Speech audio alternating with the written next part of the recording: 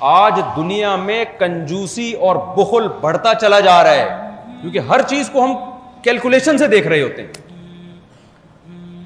اب مجھے ایک بات بتاؤ، جو لوگ اللہ پر ایمان لاتے ہیں، اللہ نے ان کی صفت بیان کی، وہ صدقات و خیرات بول لو نا بھائی کرتے ہیں. دیکھو رسول اللہ صلی اللہ علیہ وسلم نے جو صدقات و خیرات کی ترغیب دی ہے نا، وہ غریبوں کو دی ہے.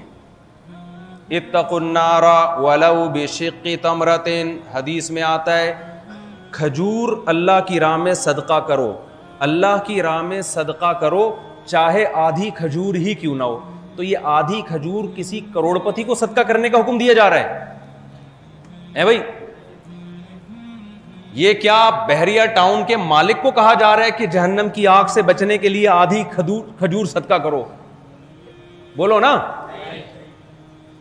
یہ ریاض ملک کو کہا جا رہا ہے کہ جہنم کی آگ سے بچو اگرچہ آدھی کھجور دے کے.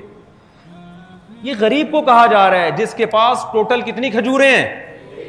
24 گھنٹے میں ایک کھجور ہے اس کے پاس. اس کو رسول اللہ صلی اللہ علیہ وسلم ترغیب دے رہے ہیں کہ کوئی بات نہیں، اللہ کی رحمت کو اپنی طرف اور رزق کے دروازے اپنی طرف متوجہ کرنے کے لیے اتنا بھی کافی ہے کہ ایک کھجور میں سے آدھی کسی غریب کو دے دو اور آدھی خود کھا لو.